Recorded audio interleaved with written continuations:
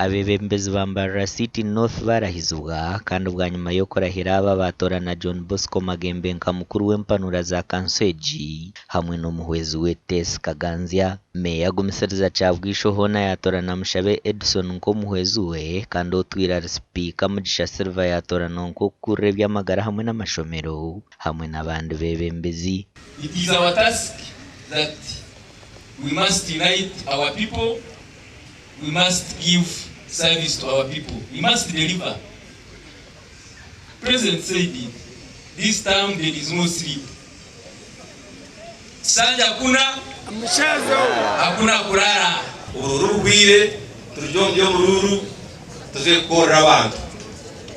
Ejine sanja hakuna kurara. Tuze kora abantu abarabiremu muze kora abantu nicyukuru. Corruption is not only about money.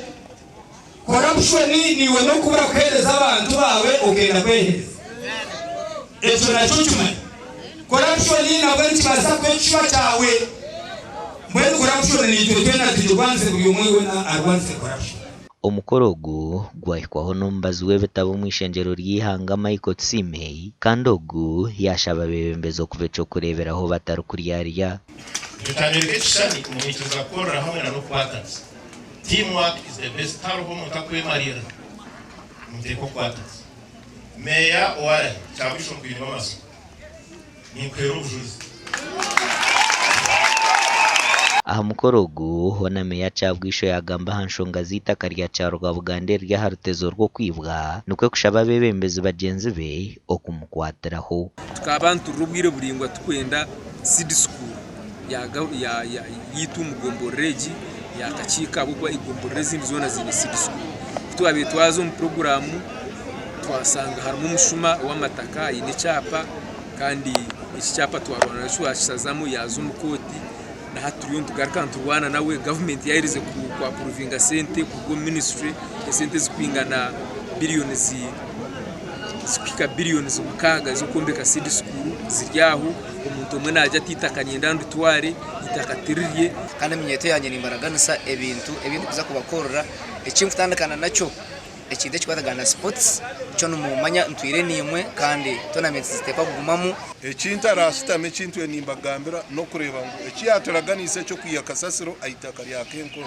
ekitwire nkitezo mutwe omutamu yanjeji ninza kurwana munonga kurenga kasasirejo twarebe kan twaforunga president ekitwamushabire kandi akatwikiriza akajango ejo kasasiro bwo zo mu kibera echa forester cyahe. Omugandi abaturo mugombora ya Varo muri Kasharum district ya Mbara nabashaba bebyo kwerinda kwatanisa bakarwanisa obushuma bw'amatungo hamwe n'omwani ovaberire kizubo mucanga cyavo. Solomon affirms that I will be faithful and bear true allegiance to the Republic of Uganda. Eva Rugambara hamukoro gukora hiza chairman wegombora ya Vare hamwe n'abakansara okwaba hagomboreji.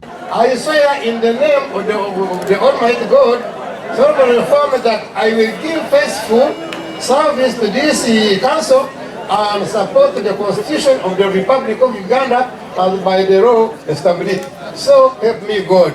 Wonderful, wonderful, wonderful, wonderful. So you represent the God. Solomon wafa.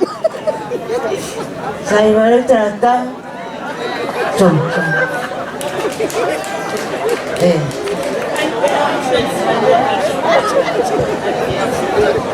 I, Magonya Mary, swear in the name of the Almighty God. Jehovah na kau nagitu bwana RDC kurwanisa domestic violence mu makagaitu. And the worst thing in our country ichiriteganisiya ngari domestic violence. Obutabanko gumaka. It is the worst thing. Even in our sub-county.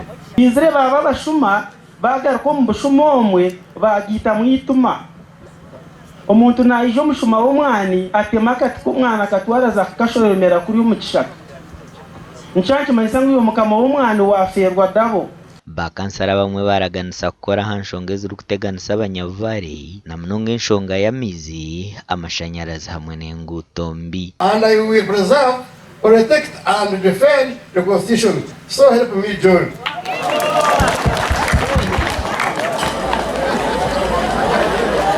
Stephen Simeon swear in the name of Almighty God, solemnly affirm that I will be faithful and bear true allegiance to the Republic of Uganda, that I will be preserve, protect, and defend the Constitution. So help me God.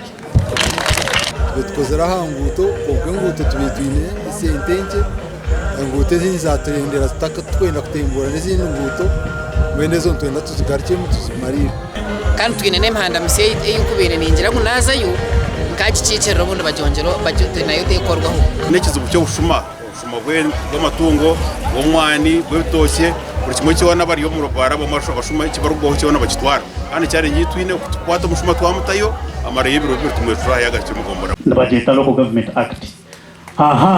Twene akanda katabuka amateka menji so ejina bajeta Land Act. Ahabwa TV West in the air achiza na Anita Atkunda.